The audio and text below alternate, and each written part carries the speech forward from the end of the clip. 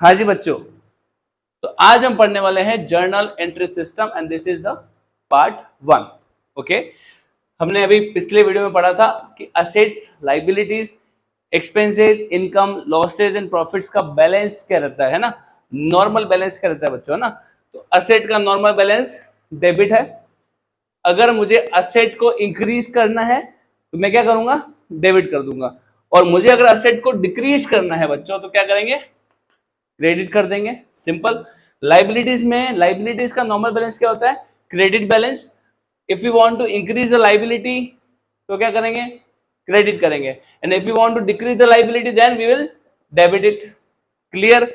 Expense की बात करें, expenses are having debit balance, so if you want to increase the expenses we will debit it, and if you want to decrease the expenses we will credit it. okay, income की बात करेंगे तो credit balance है, बढ़ाना है तो क्या करेंगे, क्रेडिट, और कम करना है तो डेबिट। लॉसेस की बात करेंगे, डेबिट बैलेंस, बढ़ाएंगे तो डेबिट करेंगे और कम करना है तो क्रेडिट कर देंगे। प्रॉफिट्स, क्रेडिट बैलेंस होता है तो बढ़ाएंगे तो क्रेडिट कर देंगे और कम करेंगे तो डेबिट कर देंगे। ठीक है, इतना क्लियर हो गया। अब हम इसी टेबल का यूज करके जर्नल एंट्री स्टार्ट करने वाले हैं। ठीक है, चलिए ये टेबल आपको नोट कर लेनी है बच्चों, ये वाली टेबल बहुत ही इंपॉर्टेंट है। ठीक है, अब जर्नल एंट्री में हम स्टार्ट करें जैसे, तो यहां पे बनेगी जर्नल बुक।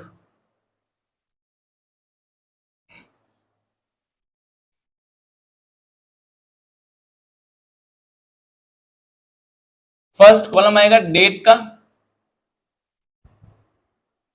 फिर आएगा पर्टिकुलर्स।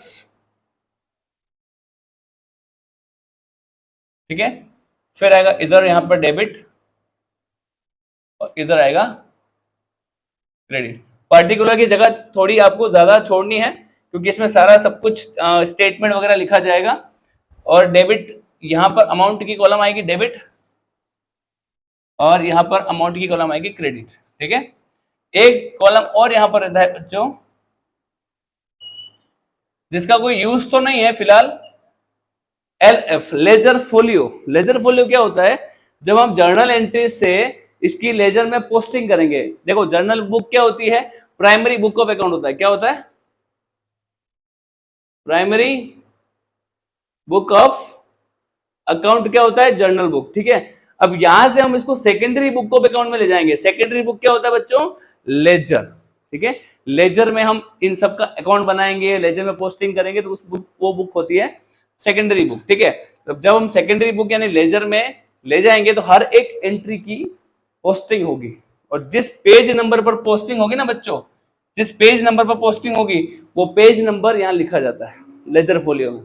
फिलहाल अपने कोई काम करना नहीं है, अपने को ब्लैंक छोड़ना है। ठीक है, लेजर फोलियो में वो पेज नंबर है, पेज नंबर है जो लेजर का, लेजर बुक का, जहां पर जर्नल एंट्री में जो अकाउंट है उसकी पोस्टिंग की कर रखी है, बराबर। तो फिलहाल अभी कोई काम का नहीं है, इसको आपको सिर्फ ब्लैंक ही छोड़ना होता है, फॉर्मेट में लिखना है सिर्फ लेजर फोलियो LF। ओके, चलिए अब हम स्टार्ट करते हैं। डेट में मैं लिख देता हूं सीरियल नंबर। ठीक है, अभी डेट में लिख देते हैं serial number, serial number 1।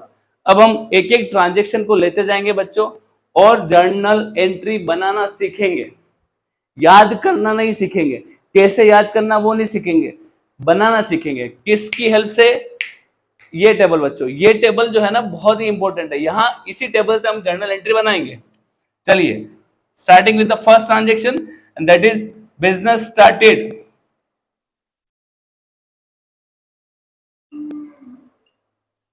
Business started with cash ₹1 lakh. ये एक ट्रांजेक्शन है। मान लो मिस्टर ए अपना ओनर है और मिस्टर ए ने बिजनेस स्टार्ट किया है कैश के साथ। देखिए जब बिजनेस स्टार्ट करते हैं ना तो यहाँ पर कितने तरीके हो सकते हैं, या तो वो कैश से स्टार्ट करें, है ना, ये इसका फर्स्ट, सेकंड फिर करेंगे कि कैश के साथ में वो, कैश के साथ में बैंक भी रख दें, यानी कि करंट अकाउंट जो है ना बिजनेस का उसमें भी पैसा डाल दें, ऐसा भी तो हो सकता है, बराबर। तो देखिए फर्स्ट केस की एंट्री करते हैं, बिजनेस स्टार्टेड विथ कैश। अब बिजनेस बन के सोचिए, हम है बिजनेस, मिस्टर ए ने हमको 1 लाख रुपए दिए, मिस्टर ए ने हमको 1 लाख रुपए दिए, हमारे पास पहले कोई कैश था क्या? बताइए फटाफट, हमारे पास पहले कोई कैश था क्या? नहीं था, बराबर।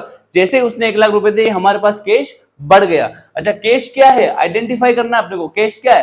कैश इन चीजों में से क्या है? प्रॉफिट है, लॉस है, इनकम है, एक्सपेंस है, लाइबिलिटी है, एसेट है? बताइए, सिंपल। कैश क्या है? करंट एसेट देखा था आपने, असेट है, बराबर। तो कैश है असेट, तो असेट हमारे पास बढ़ रही है बच्चों, तो असेट को बढ़ाने के लिए क्या करेंगे? डेबिट करेंगे। ठीक है, एसेट का बैलेंस क्या होता है? डेबिट बैलेंस होता है, तो उसको बढ़ाने के लिए क्या करेंगे? डेबिट करेंगे। बहुत ही सिंपल एंट्री यहां पर लिखनी है आपको, कैश अकाउंट डेबिट, इस तरह से लिखते हैं यहां पर DR। ठीक है, और जब जिस अकाउंट को क्रेडिट करना होता है ना बच्चों, उसके लिए हम क्या यूज करते हैं? फॉर्मेट 2, बराबर। ये फॉर्मेट है, अपने इंडिया में चलता है। कैश अकाउंट DR, जो डेबिट है अकाउंट उसको लिखेंगे DR, और जो क्रेडिट है उसके सामने यहां पे लिखेंगे 2। ठीक है, चलिए अब कैश अकाउंट तो डेबिट हमने कर दिया, कितने से? 1 लाख रुपए से मेरे पास कैश तो बढ़ गया बच्चों। अभी हम देखते हैं क्या बिजनेस हमने, जब बिजनेस बन जाए वापस 1 लाख रुपए मेरे पास आए हैं, मिस्टर ए ने दिए हैं, क्या ये पैसे वापस देने पड़ेंगे क्या? और ये तो कैपिटल है, ये तो initial investment made by the owner है, बराबर। ये तो कैपिटल है, और कैपिटल हमने पढ़ा था बच्चों की, आइडेंटिफाई करो कि कैपिटल इनमें से क्या है? लाइबिलिटी है। Which kind of liability? Internal liability. Very good. तो यहां पर कैपिटल की बात करेंगे, यहां पर आएगा 2 कैपिटल। यहां पर 2 कैपिटल कैसे किया? तो कैपिटल का बैलेंस क्या है? लाइबिलिटी का बैलेंस क्या होता है बच्चों? क्रेडिट। अच्छा, क्रेडिट को बढ़ाएंगे तो क्या करेंगे? लाइबिलिटी को बढ़ाना है, क्योंकि लाइबिलिटी बढ़ रही है। बिजनेस की पहले कोई लाइबिलिटी नहीं थी, और जैसे ही बिजनेस के ओनर ने इंट्रोड्यूस किया अमाउंट और लाइबिलिटी बढ़ गई, तो कैपिटल का बैलेंस क्या होता है? क्रेडिट होता है। अच्छा, उसको बढ़ाएंगे तो क्या करेंगे? सिंपली क्रेडिट करेंगे, तो लिखेंगे 2 कैपिटल, बराबर, 2 कैपिटल। और यहाँ क्रेडिट साइड में आ जाएगा 1 लाख रुपीज, किसके सामने? कैपिटल के सामने 1 लाख रुपीज, यहाँ पर कैश के सामने 1 लाख रुपीज। यहाँ पर फॉर्मेट कैसा है? डेबिट के सामने DR लिखना है, जो क्रेडिट हो रहा है वहां पर 2 लिखना है, यहाँ CR लिखने की जरूरत नहीं है। ठीक है, चलिए एंट्री खत्म होने के बाद आता है बच्चों नरेशन। यहां पर आपको लिखना होता है कि एक्चुअल में क्या ट्रांजेक्शन हुआ है, तो लिखेंगे being business started with cash. क्या लिखना है? सिंपली एक नरेशन लिखना है, एक हिंट देना है कि ये एंट्री किसके लिए हुई है, सीधी सी बात है। Being business started with cash, being business started with cash, खत्म। अच्छा, second point, business started with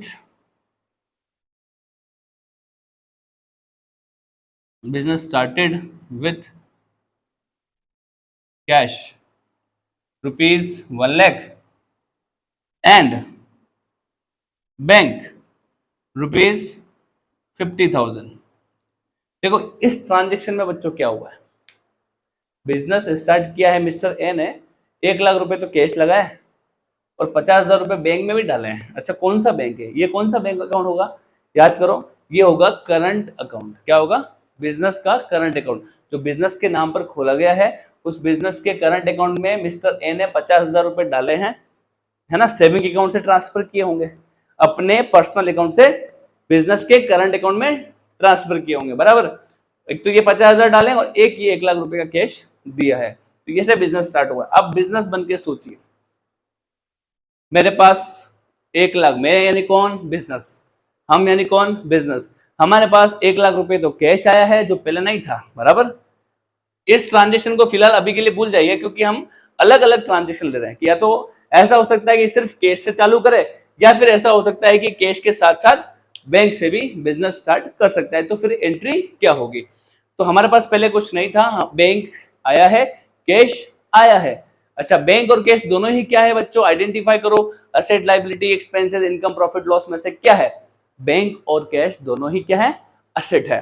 तो असेट का बैलेंस क्या होता है बच्चों? डेबिट बैलेंस, बराबर। अब यहां मेरा कैश भी बढ़ रहा है और बैंक भी बढ़ रहा है, तो मैं क्या करूंगा? असेट को बढ़ाने के लिए तो इंक्रीज द असेट, क्या करेंगे? डेबिट करेंगे। तो एंट्री क्या होगी? Cash account debit, bank account debit to, debit तो हो गया। अभी देखिए क्रेडिट की बात कर रहे हैं कि ये जो ऑनर ने 1 लाख रुपए और 50,000 रुपए दिए ना, टोटल 1.5 लाख रुपए, ये 1,50,000 रुपीज बिजनेस की क्या है, लाइबिलिटी है। उस लाइबिलिटी का नाम क्या है बच्चों, capital. Which kind of liability, internal liability, बराबर ना। चलिए, तो लाइबिलिटी का बैलेंस क्या होता है बच्चों, क्रेडिट बैलेंस। और लाइबिलिटी के बैलेंस को बढ़ाने के लिए क्या करना पड़ेगा, क्रेडिट करना पड़ेगा। क्योंकि देखो पहले लाइबिलिटी नहीं थी, अब 1.5 लाख रुपए की लाइबिलिटी बढ़ गई ना बिजनेस की, क्योंकि बिजनेस के ओनर को देना पड़ेगा वापस 1.5 लाख रुपए, सिंपल। तो यहां पर आएगा टू कैपिटल, क्या आएगा, टू कैपिटल अकाउंट। यहां लिखेंगे कैश में 1 लाख रुपीज, बैंक में लिखेंगे 50,000 रुपीज, और कैपिटल के सामने क्रेडिट साइड में आएगा 1,50,000 रुपीज। क्लियर हो गया। नरेशन क्या हो जाएगा बच्चों, being business started with cash and bank, simple. ठीक है, ये दोनों ही क्लियर हो गया। अच्छा, एक और सिचुएशन हो सकता है बच्चों, एक और सिचुएशन हो सकता है कि बिजनेस जो ऑनर स्टार्ट कर रहा है उसमें कैश के साथ साथ, बैंक के साथ साथ एक और असेट भी लेके आ रहा है। तीसरा केस कि बिजनेस स्टार्ट हो रहा है, कैश भी दे रहा है ऑनर, बैंक में भी पैसा डाल रहा है, और फर्नीचर लेके आ रहा है, बराबर। हो सकता है फर्नीचर पहले से वो परचेज करके लेके आ रहा है, वो बिजनेस में लगा रहा है, बराबर। तो देखिए तब क्या होगा,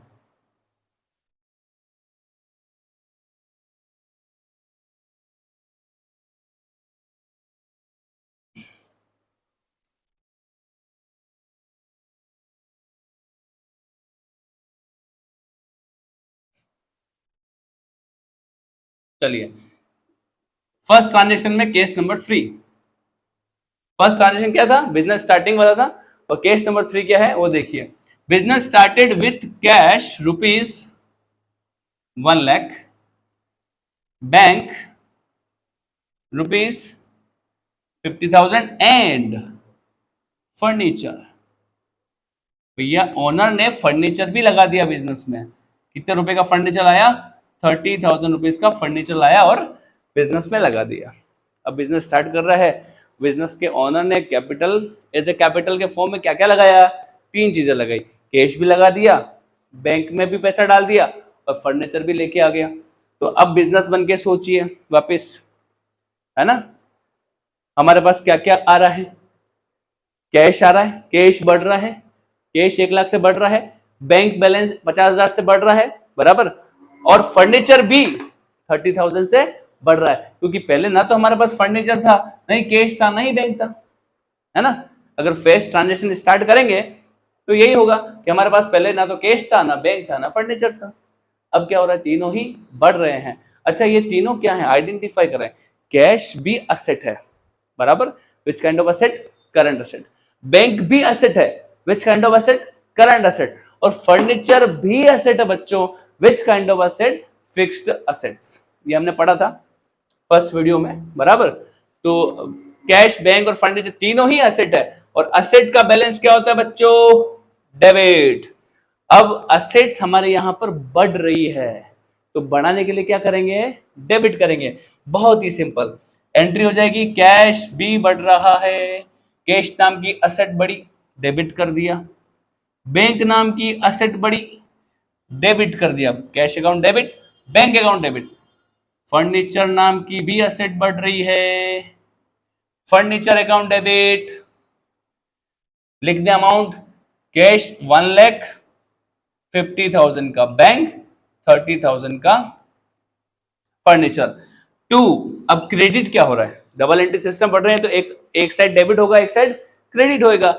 अब सुनो, एज ए बिजनेस सोचो कि ये जो 1 लाख रुपए कैश बिजनेस को मिल रहे हैं, 50,000 रुपए बैंक, और 30,000 रुपए का क्या मिल रहा है, फर्नीचर। क्या ये ओनर को वापस करने पड़ेंगे ना फ्यूचर में, ये अपनी क्या है, लाइबिलिटी है। लाइबिलिटी का नाम क्या है, कैपिटल। अच्छा, कैपिटल लाइबिलिटी है, which kind of liability, internal liability, very good.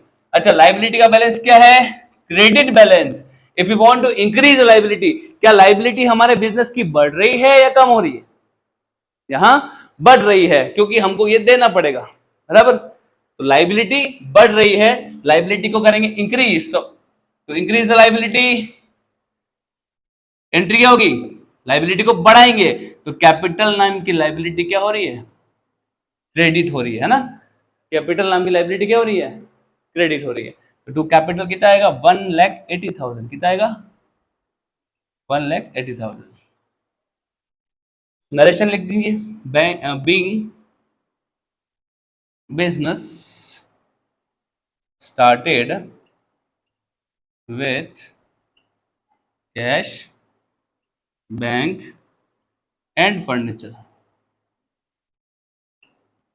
अब बच्चों, बिजनेस स्टार्टिंग वाली एंट्री में आपको कोई दिक्कत आनी चाहिए क्या? बिल्कुल भी नहीं आनी चाहिए।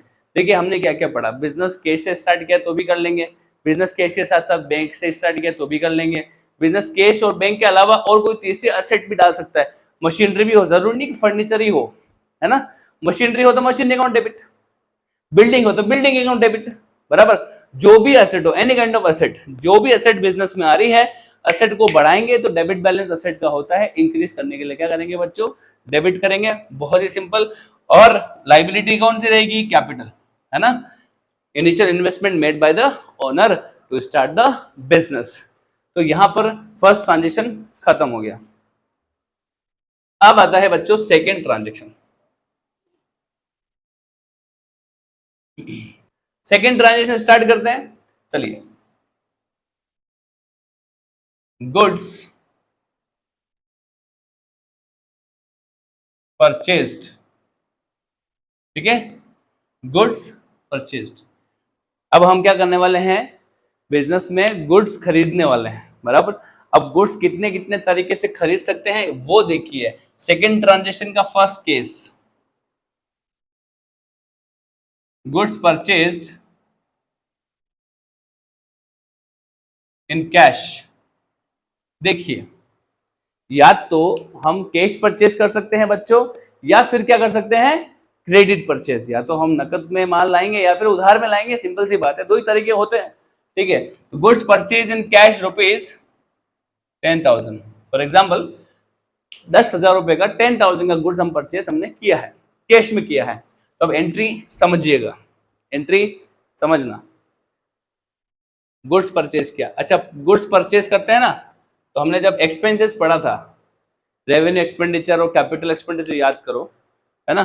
तो हमने एक्सपेंसेस पढ़ा था, तब हमने देखा था कि परचेज ऑफ गुड्स भी एक तरह का क्या होता है? एक्सपेंस होता है। क्यों? क्योंकि उसकी रिटर्न में समथिंग रिटर्न है, क्योंकि उसके रिटर्न में क्या मिलेगा?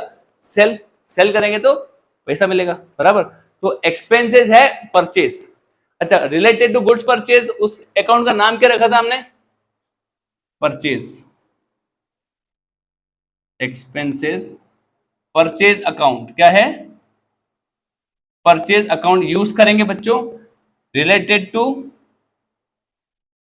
Purchase of goods. Asset purchase करेंगे ना, अगर मान लो हमने असेट परचेज करी, तो फिर परचेज अकाउंट यूज नहीं करेंगे।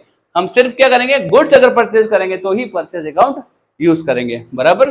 और ये परचेज अकाउंट एक तरह का क्या है बच्चों? एक्सपेंसेस है। और समझे प्रॉपर तरीके से, एक्सपेंस कौन सा? Revenue expenses. ये आपको समझ में आएगा अगर आप वीडियो 1, वीडियो 2 और वीडियो 3, ये तीनों ही वीडियो आपको देखना होगा अकाउंटिंग बेसिक कॉन्सेप्ट्स का, ठीक है। अगर वो क्लियर हो गया है तब आपको बहुत ही इजी तरीके से आपको यहाँ पर सब समझ में आने लग जाएगा, ठीक है। पर उसके लिए आपको पूरा वीडियो देखना पड़ेगा, ठीक है, और अच्छे से बैठ करके नोट्स बनाना पड़ेगा, ओके। चलिए, goods purchase in cash rupees 10,000, चलिए एंट्री कर देते हैं। परचेज नाम का खर्चा बढ़ रहा है क्या? हमने 10,000 रुपए का खर्चा किया, परचेज एक्सपेंस किया, गुड्स खरीद के लेके आए हैं, तो एक्सपेंसेस बढ़ रहा है क्या? पहले एक्सपेंसेस था क्या? कुछ नहीं, अभी हमने खर्चा और कर दिया, 10,000 रुपए दे के आए ना, बराबर, कॉस्ट पेमेंट करके आए। तो ये जो परचेज नाम का जो खर्चा है वो हमने क्या कर दिया है? बढ़ा दिया है। अच्छा, एक्सपेंसेस का बैलेंस क्या होता है बेटा? एक्सपेंस का बैलेंस होता है डेबिट, और एक्सपेंस को बढ़ाने के लिए क्या करेंगे? डेबिट करेंगे, सिंपल। तो यहाँ पे एंट्री क्या होगी? Purchase account debit. क्या होगी? परचेज अकाउंट डेबिट, ठीक है, कितना 10,000। अब देखो परचेज तो करके लाए थे, खर्चा तो बढ़ा, क्या खर्चा बढ़ने के साथ साथ जेब में से पैसा गया क्या? क्या कैश गया? बिजनेस के जेब से पैसा गया, बिजनेस के कैश में से पैसा गया? यस, कैश डिक्रीज हो रहा है, बिजनेस का क्या हो रहा है? कैश डिक्रीज हो रहा है। अच्छा कैश क्या है बच्चों? असेट। कैश क्या है? असेट है। अच्छा असेट को डिक्रीज करने के लिए क्या करेंगे? बहुत ही सिंपल, असेट को डिक्रीज करने के लिए क्या करेंगे? क्रेडिट करेंगे। तो यहां लिखेंगे to cash, to cash account, कितना 10,000। अगर आपने गुड्स परचेज किया कैश में, ठीक है, एंट्री परचेज अकाउंट डेबिट, क्योंकि परचेज नाम का खर्चा बढ़ रहा है, परचेज एक्सपेंसेस इंक्रीज हो रहा है। दूसरा कैश अकाउंट डिक्रीज हो रहा है। कैश क्या है? अपना असेट है, और असेट का बैलेंस होता है डेबिट, और अगर वो डिक्रीज होगा तो क्या करेंगे? उसको क्रेडिट करेंगे। बहुत ही सिंपल, ठीक है। तो purchase account debit to cash account, 10,000 10,000। Narration क्या हो जाएगा बच्चों? Being goods purchased in cash, खत्म। सेकंड ट्रांजेक्शन, सेकंड केस ले रहा है ना, केस नंबर 2, ये केस नंबर 1। गुड्स परचेज का लिख दिया कैश में, अब goods purchase on credit. Second case, goods purchased on credit, ₹10,000, amount same ले लेते हैं। गुड्स परचेज ऑन क्रेडिट, देखिए परचेज नाम का खर्चा तो बढ़ रहा है ना, हमने गुड्स परचेज करके लाए हैं, भले ही वो उधार में क्यों ना हो, भले ही वो क्रेडिट में क्यों ना हो, अभी भले ही पैसे हमने नहीं दिए हो, पर फ्यूचर में तो देने पड़ेंगे ना, बराबर। अभी हमने पैसे नहीं दिए पर फ्यूचर में तो देने पड़ेंगे। तो एक तो परचेज नाम का एक्सपेंस जो है वो बढ़ रहा है, परचेज अकाउंट डेबिट, क्या करेंगे? परचेज अकाउंट डेबिट, एक्सपेंसेस है, डेबिट बैलेंस से बढ़ाने के लिए डेबिट करेंगे। परचेज अकाउंट डेबिट कितना आएगा? 10,000 रुपीज।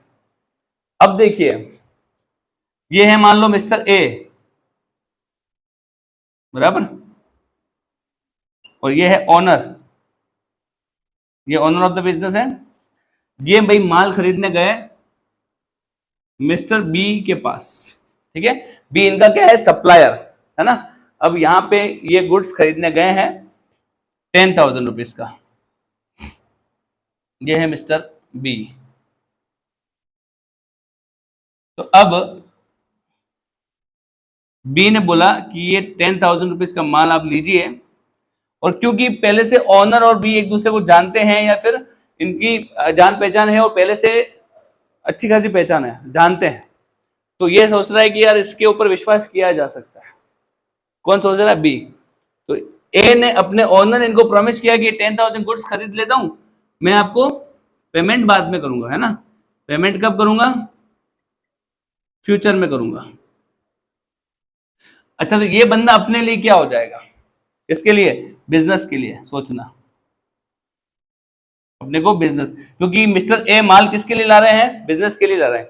तो बिजनेस के लिए मिस्टर बी क्या हो जाएगा बच्चों? क्रेडिटर। क्या हो जाएगा? क्रेडिटर। जब हमने पढ़ा था असेट्स एंड लायबिलिटी, वहां पे हमने देखा था क्रेडिटर एक लायबिलिटी है। Which kind of liability? Current liability, जो हमको विद इन 12 मंथ पेमेंट करना है, बराबर। बिजनेस बन के सोचिए, ये जो मिस्टर बी है ये अपना है क्रेडिटर, बराबर। क्रेडिटर वो पर्सन है जिससे हम उधार में माल खरीद के लाए।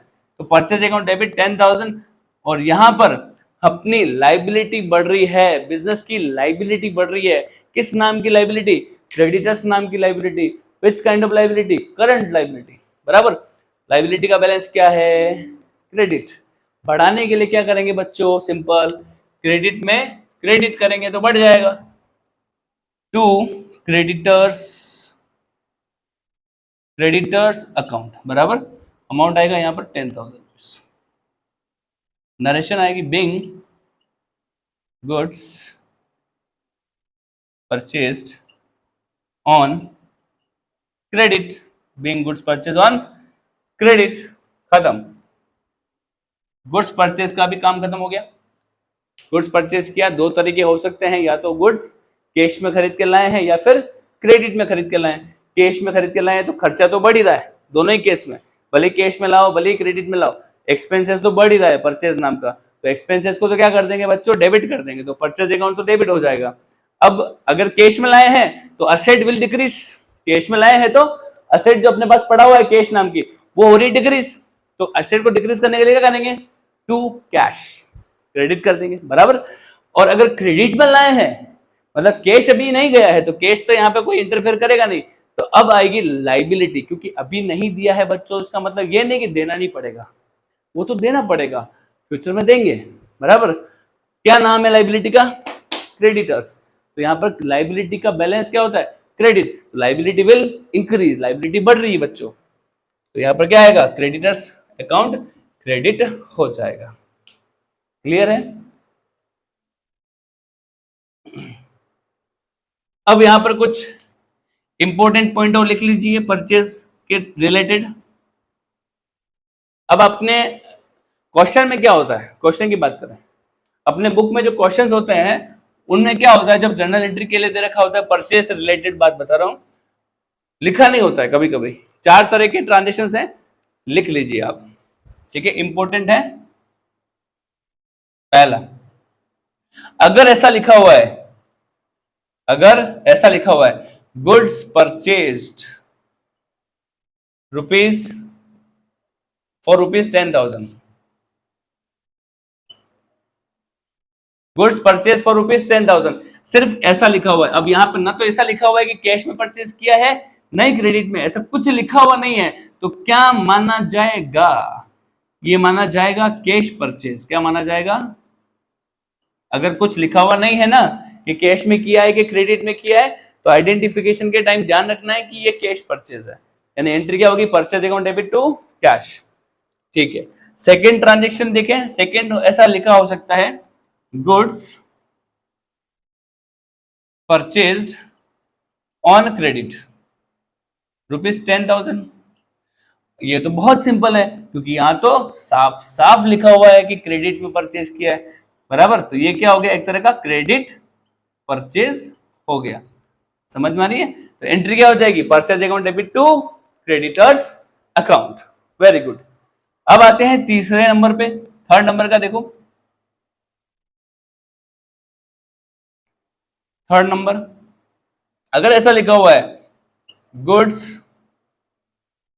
परचेज्ड फ्रॉम रोहित रुपीज 10,000, इसको क्या मानेंगे, पर्सन का नाम दे रखा है कि परचेज किससे किया है, वो उसका नाम दे रखा है, पर ये लिखा हुआ नहीं है कि कैश में या क्रेडिट में। सिंपल सी बात है, जब पर्सन का नाम दे रखा है और कुछ भी लिखा नहीं हुआ है तो उसको आपको मानना है क्रेडिट ट्रांजैक्शन। क्या मानना है, क्रेडिट परचेज्ड, समझ में आ रही है। जब सिर्फ रोहित का नाम लिखा है, कोई किसी पर्सन का नाम लिखा हुआ है और कुछ लिखा हुआ नहीं है कि या कैश है या क्रेडिट है, तो आपको क्या मानना है कि क्रेडिट में लाए भैया। एंट्री क्या हो जाएगी, यहाँ एंट्री सिंपल एंट्री हो जाएगी purchase account debit to Rohit account. देखो क्रेडिटर्स अकाउंट यहाँ नहीं आएगा, क्यों, क्योंकि यहाँ पे तो नाम दे रखा ना, अगर नाम नहीं दे रखा होता है तो हम क्या लिखते हैं, टू क्रेडिटर्स अकाउंट, और अगर नाम गिवन है तो फिर उसका नाम ही लिखेंगे, टू रोहित अकाउंट, अगर नाम दे रखा है, ठीक है, clear. Fourth number of transaction ऐसा हो सकता है goods purchased from Ram on cash rupees 10,000। अब परचेज किया राम से 10,000 रुपीज का गुड्स, बराबर, पर यहां पर लिखा हुआ है क्या, कैश परचेज है, तो फिर आपको ये राम को क्रेडिट नहीं मानना है ना, राम को क्रेडिटर्स नहीं मानना है, क्योंकि पेमेंट तो हो गया है, तो इसकी सिंपल है, इसको क्या मानेंगे अपन, कैश परचेज मानेंगे, बराबर, कैश परचेज मानेंगे, तो एंट्री क्या होगी यहाँ पर, कैश परचेज के time purchase account debit to cash, क्या होगी, purchase account debit to cash, क्योंकि यहाँ पर क्रेडिटर का नाम तो दे रखा है पर साथ में लिखा हुआ है कि कैश में खरीदा है, तो जब कैश में खरीदा है तो फिर हम क्रेडिटर्स की लायबिलिटी क्यों बढ़ाएंगे, हमारा कैश तो कम हो गया है, तो हम असेट को ही क्या करेंगे, डिक्रीज करेंगे। बहुत ही सिंपल बच्चा, ठीक है। तो ये अपने पास दो ट्रांजेक्शन थे, एक तो था business started with cash, bank और एनी एसेट, और एक था गुड्स परचेज ऑन कैश और क्रेडिट। ठीक है, तो आज का लेक्चर यही खत्म होता है। मिलते हैं अगले वीडियो में जो कि रहेगा सेल ऑफ गुड्स के ट्रांजैक्शन के साथ में, सेल ऑफ गुड्स, उसके साथ में क्या रहेगा, payment of expenses, receiving of income and purchase और सेल ऑफ फिक्स असेट्स। ठीक है, sale of goods, payment of expense, income का रिसीव, और payment of purchase of fix assets और सेल ऑफ फिक्स असेट्स, ये ट्रांजेक्शन के साथ में मिलेंगे अगले वीडियो में। जय हिंद।